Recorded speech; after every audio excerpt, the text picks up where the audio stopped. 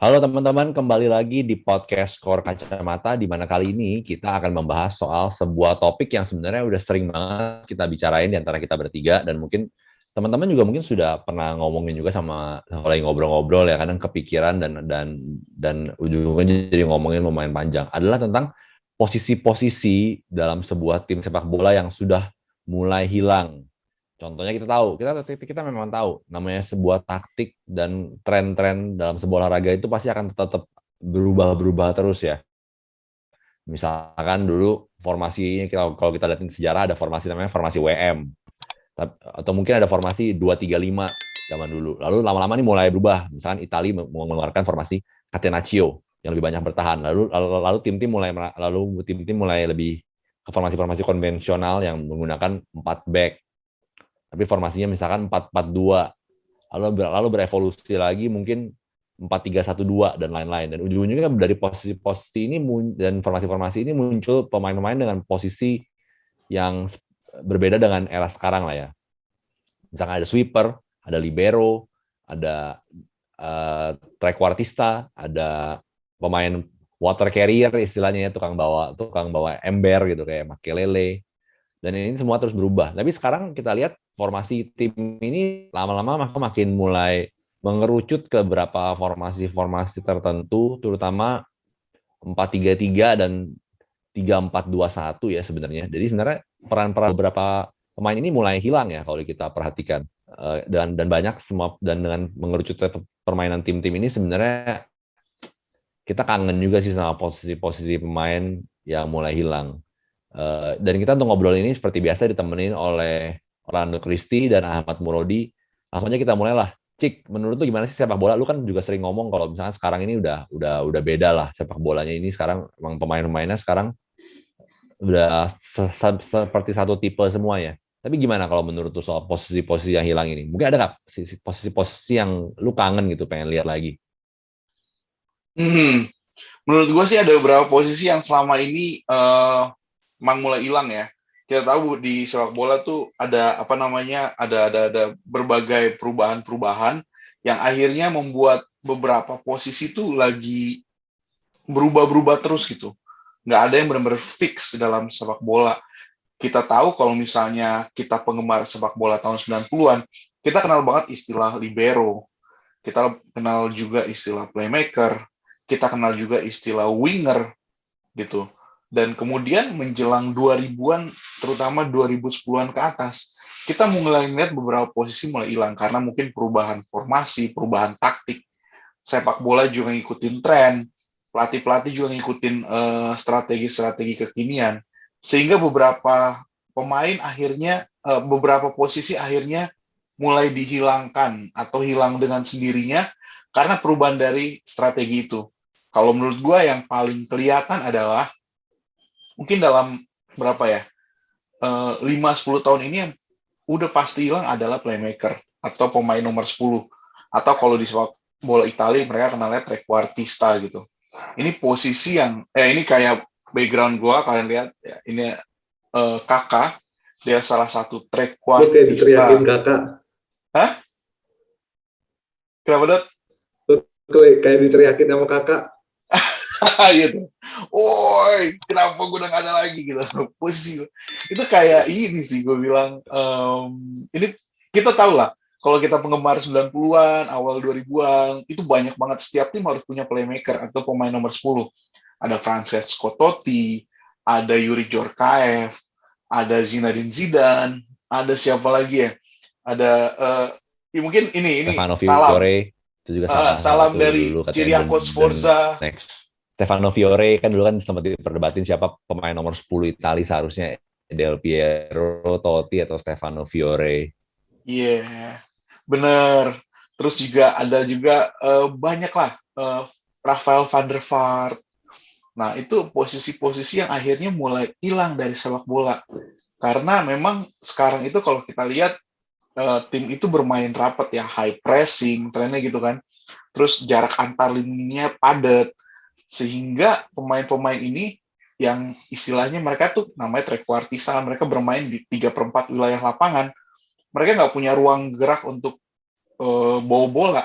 Karena mereka baru mau bawa bola, mereka udah dikurung sama mereka udah di-press gitu sama pemain-pemain lain. Mereka udah dikepung. Jadi akhirnya lama-lama posisi ini nggak relevan. Tadi gue baru baca, Eriksen itu adalah salah satu playmaker yang istilahnya tersisa di era sekarang. Terus di Madrid ada Isco. Tapi menit bermain mereka dibandingin pemain lain itu jauh banget gitu. Padahal kalau secara skill mereka punya skill yang baik, secara intelijensi mereka juga punya intelijensi yang baik. Tapi strategi sepak bola sekarang mengharuskan pemain-pemain kayak gini tuh akhirnya lama-lama perlahan mulai hilang dan akhirnya udah nggak dipakai lagi gitu. Kita dulu tahu ya, setiap tim itu harus punya trequartista lah, harus punya playmaker lah. Siapapun timnya harus punya playmaker, itu kayak wajib. Tapi zaman sekarang, even Liverpool aja, mereka jarang mainin Thiago Alcantara. Mereka kadang-kala dalam satu pertandingan tuh benar-benar full pakai gelandang pekerja keras semuanya. Fabinho, Naby Keita, Jordan Henderson. Jadi memang itu salah satu posisi yang hilang ya. Kalau untuk posisi-posisi yang lain ya, mungkin nanti dijelasin sama teman-teman gue, biar ini jadi bahan perdebatan. Tapi yang gue mau mention satu ini, playmaker. Itu benar-benar udah kayak, udah jarang lah kita nemuin. Kayak ada posisi yang udah susah ditemuin lah. Mungkin Dodi, lu punya pendapat lain, Dod? Mungkin. Kalau gue boleh posisi lain ya. Kenapa? Gue boleh posisi lain ya. Tadi boleh. Kelvin udah mention juga. Gue kangen libero karena gini. Gue mengingatkan gue pada nostalgia masa kecil gue. Dimana dulu kalau main bola bareng anak-anak kampung gitu ya, anak-anak teman gitu, gue mainnya jadi libero. Itu sebetulnya keren. Tapi di sisi lain sebetulnya menyembunyikan skill gue nggak bisa lari. Jadi gue main sebagai libero aja dulu begitu. Ceritanya ngendok di belakang gitu. Tapi intinya begini. Kenapa posisi ini hilang? Kita ya ingat ya dulu ketika orang-orang banyak bermain dengan 3 back, terus ada 1 back yang agak paling belakang, tapi backnya itu elegan gitu ya, jago bawa bola, jago passing dan sebagainya. Gaetano Scirea, Ruud Krol, Matthias Sammer, Miodrag Belodedici, dan tentu saja kita harus mention Franz Beckenbauer, tentu saja gitu. Itu orang-orang yang Franco Baresi ya oke lah, libero begitu. Tapi memang lagi-lagi sekarang betul kata Kristi tadi, karena memang lebih padat lagi ya formasi begitu ya, jarak antar lininya dekat, maka posisi dari libero itu dimana biasanya kan dia bawa bola ya sampai ke tengah, terus kemudian dia yang ngoper terupas, dia yang kemudian ngasih ke flanks kanan kiri dan sebagainya. Sekarang sudah digantikan oleh deep lying playmaker. Makanya kemudian ketika ada Scholes, ketika ada Pirlo, ketika ada Bastian Schweinsteiger, posisi libero itu juga sudah tidak diperlukan lagi karena ada playmaker yang mainnya deep gitu. Jadi nggak perlu lagi ada libero. Plus juga kemungkinan besar libero itu nggak bisa bertahan di sepak bola modern yang pace-nya sekarang sangat cepat begitu. Kalau dulu kan mainnya, dulu kan mainnya agak santai ya, slow gitu ya, pelan dan sebagainya. Kalau sekarang kan was-was gitu. Itu agak berbahaya sih kalau misalnya tim era sekarang mainnya dengan pakai libero gitu. Banyak tim-tim yang main dengan 3 back gitu kan, tapi kemudian mereka biasanya cenderung sejajar gitu.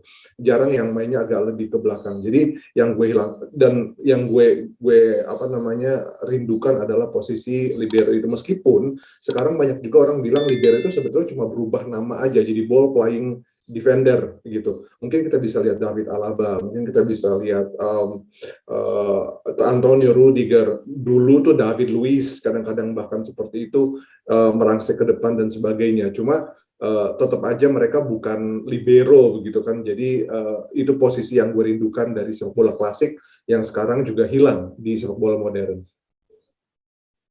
Sebenarnya kalau kita ngomongin soal libero ini kan sebenarnya libero itu sebuah kata ya dalam bahasa Italia kalau nggak salah ya, yang artinya itu bebas kan sebenarnya.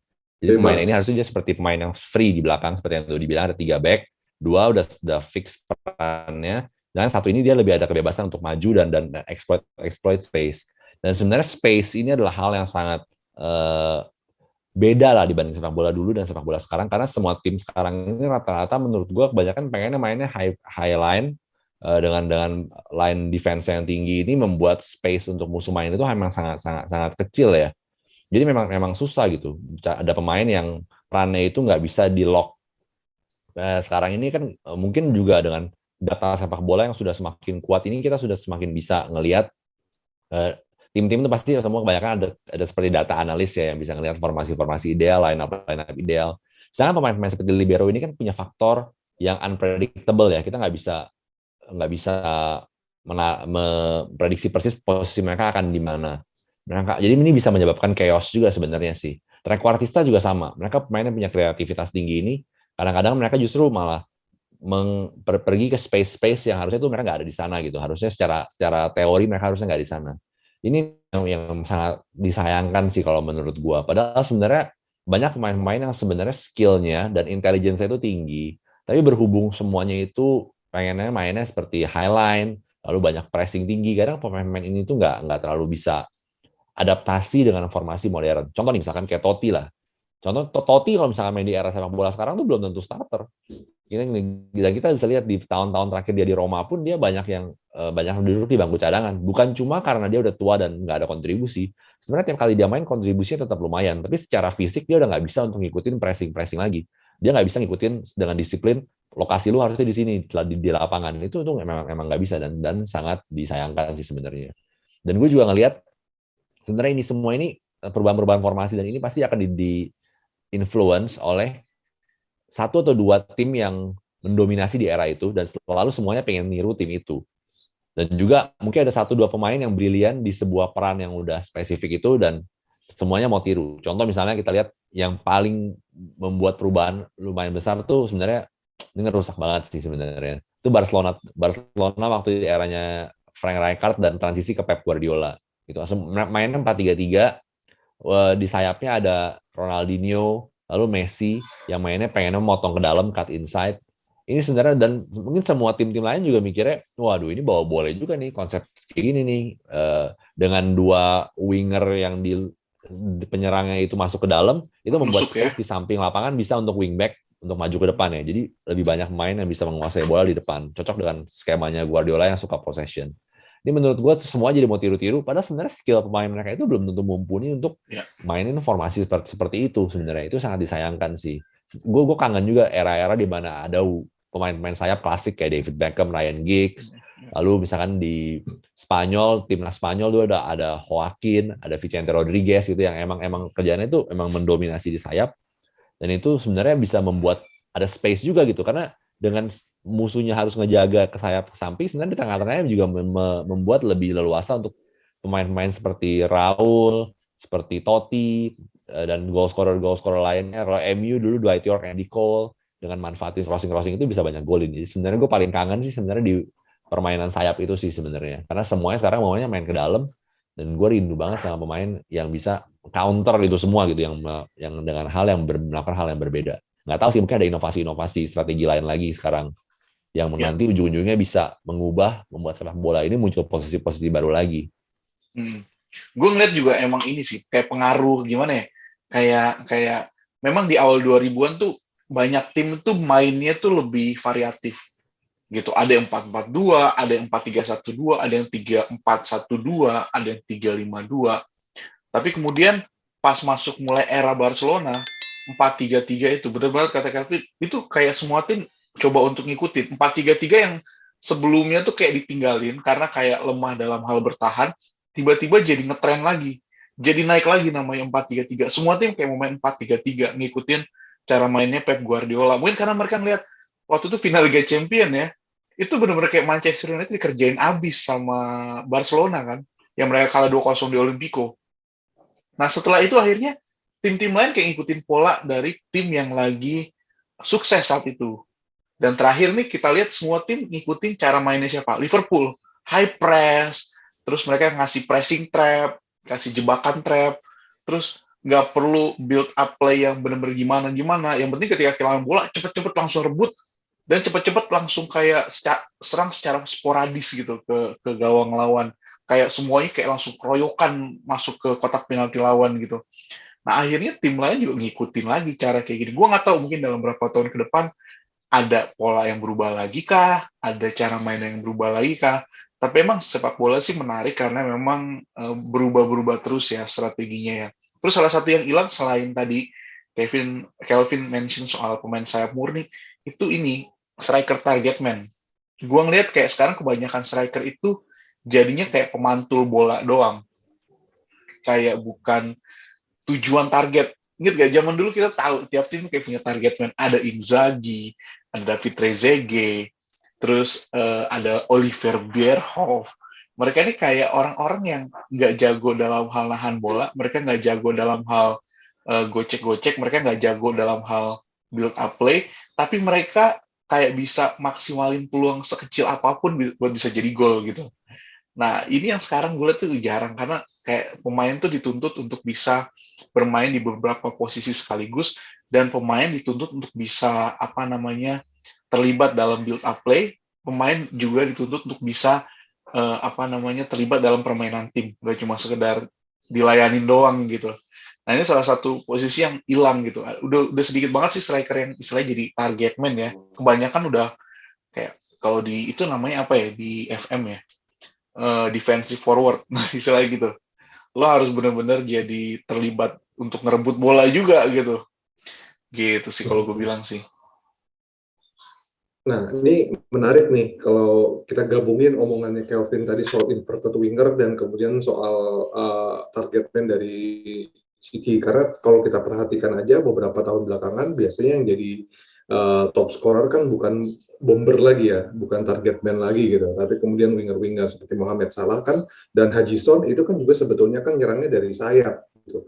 Kemudian juga ya Benzema top scorer tapi dia banyak penalti dan kemudian dia juga ya dia nomor 9 tapi dia itu mainnya deep banget sebetulnya, bisa ngasis juga dan sebagainya gitu kan. Mungkin di antara liga-liga besar Eropa yang bisa kita kategorikan sebagai poacher atau fox in the box yang masih top scorer adalah Ciro Immobile, begitu ya, bisa kita bilang seperti itu gitu, karena dia mungkin masih ya bisa kita katakan masih bomber murni, bisa dikatakan sesuatu yang sekarang sudah sangat langka begitu. Sementara kalau inverted winger sekarang ya itu gitu, mungkin gara-gara Robben juga kali ya. Tadi Messi sama Ronaldinho disebut oleh Kelvin, tapi semua orang pengen jadi Robben kan.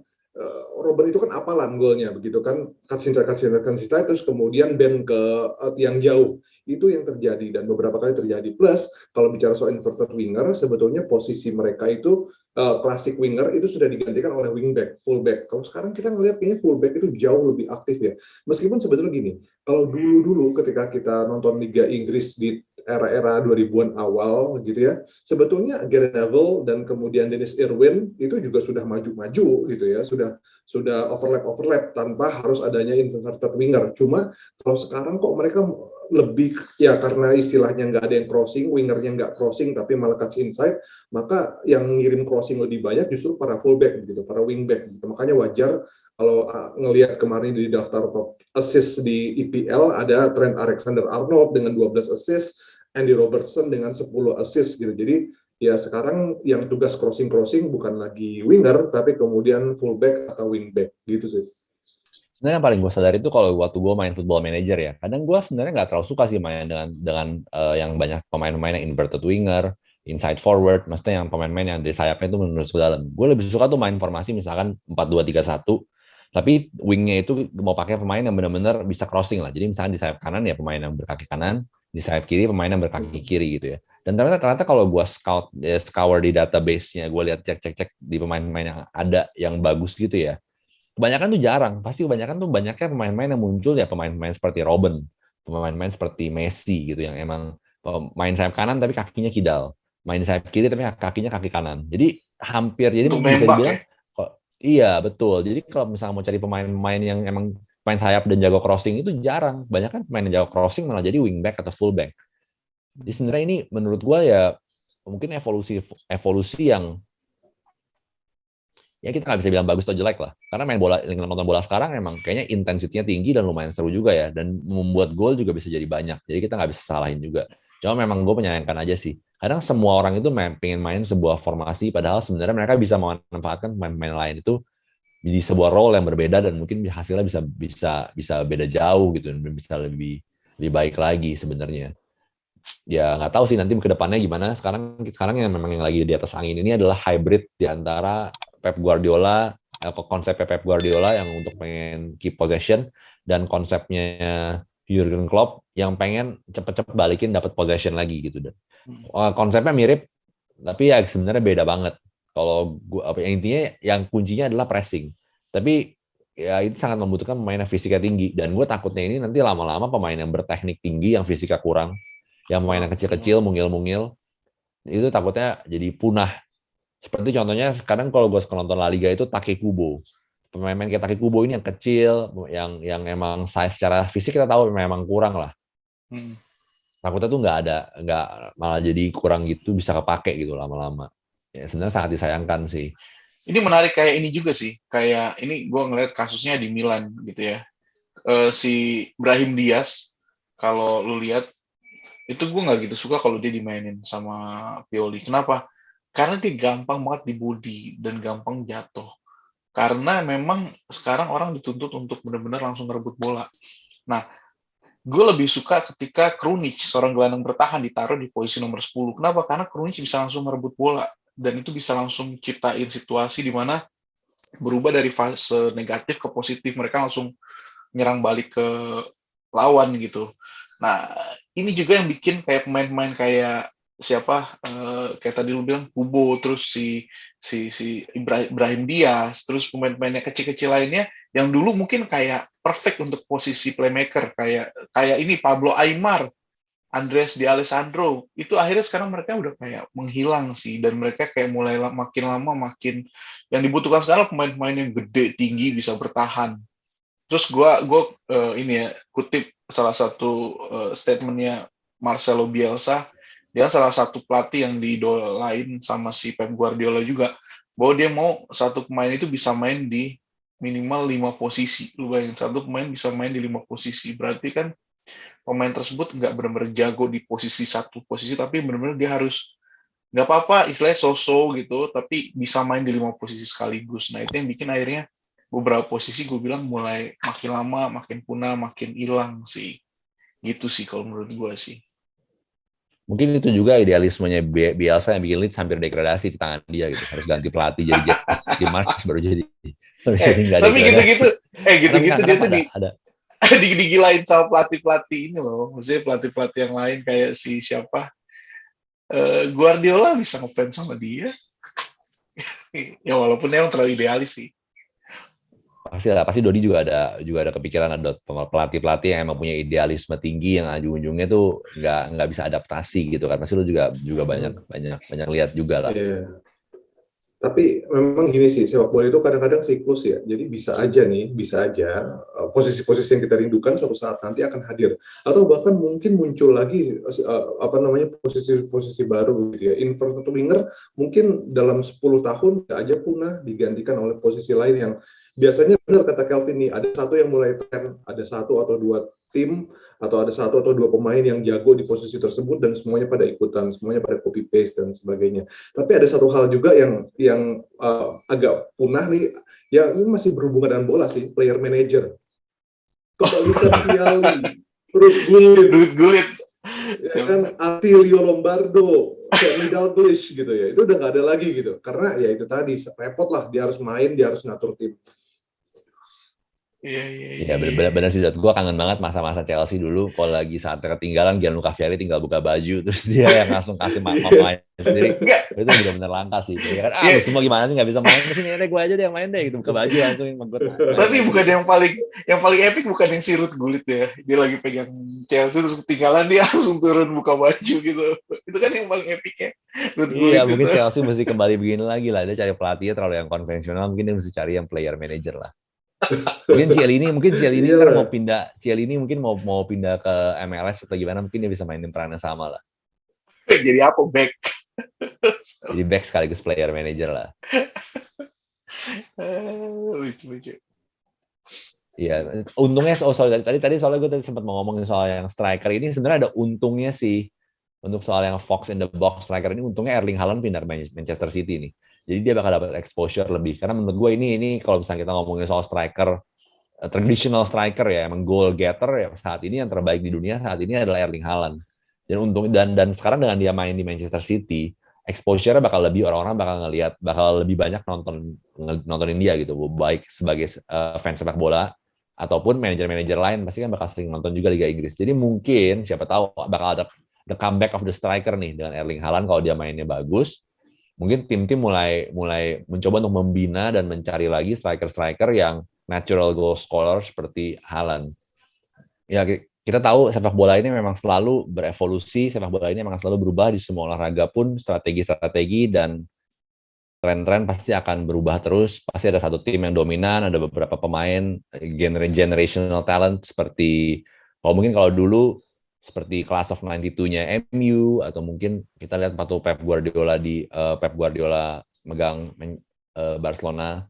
Itu pemain ini pasti akan menonjol dan tim-tim ini akan mendominasi. Mungkin sekarang Liverpool yang lagi di atas angin, kita nggak tahu dalam waktu 2-3 tahun lagi siapa dan gimana, dan pemain-pemain mana lagi, pemain-pemain spesial mana yang muncul seperti Messi-nya atau seperti David Beckham-nya yang bisa membuat semuanya ini nanti ujungnya muncul formasi-formasi baru lagi. Dan mungkin nanti kita akan ngomongin soal kangen ya inverted winger, atau misalnya kangen ya wingback yang bisa maju ke depan. Ya saat ini kita belum tahu sih trennya gimana.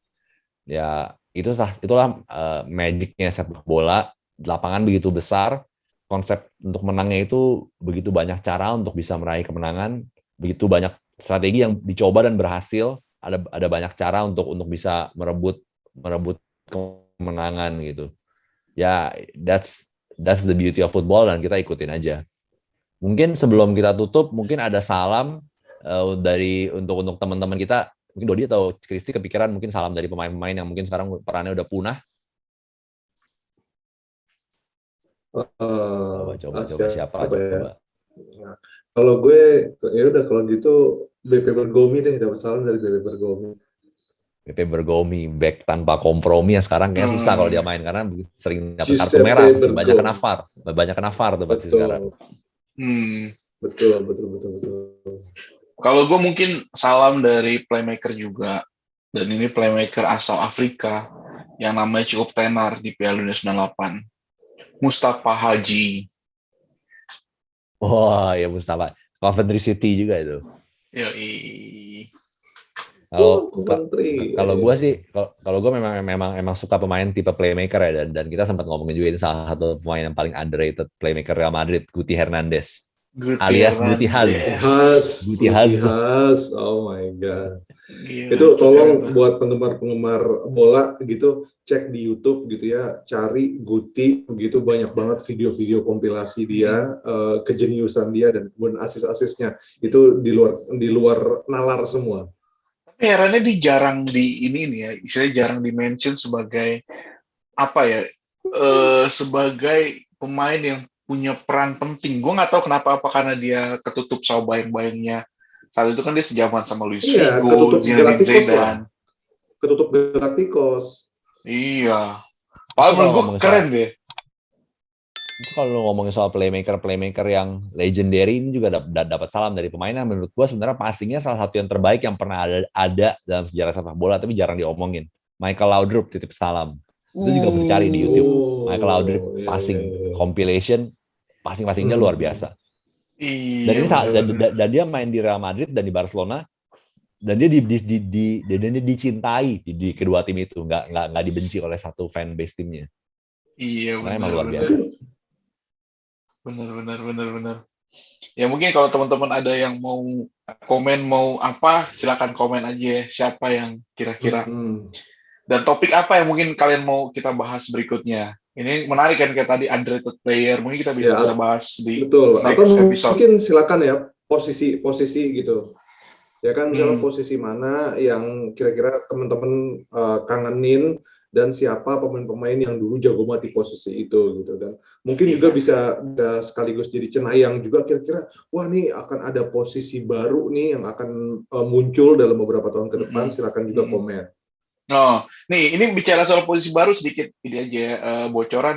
Gue kemarin nonton soal ini, Trent Alexander-Arnold sebagai wingback playmaker. Nah ini juga sesuatu yang baru ya kan, wingback tapi playmaker juga gitu. Nah mungkin ada teman-teman ada ide apa, silakan ngomong aja di kolom komen. Iya, jangan malu-malu untuk share video ini, untuk komen, biar kita bisa berdiskusi juga. Kita pengen tahu juga teman-teman kita siapa aja sih yang nonton dan mereka ini sebenarnya haluannya ke arah mana sih, kita pengen tahu semuanya. Oke Benar teman-teman, sekali. sampai situ aja edisi pemain-pemain yang kita kangenin, peran-peran yang sudah mulai hilang. Jangan lupa untuk like, share, subscribe, nyalain notification button, atau kalau misalkan podcast, subscribe juga podcastnya bisa di Spotify dan platform-platform lainnya. Dan selamat beraktivitas lagi teman-teman. Dan salam skor kacamata.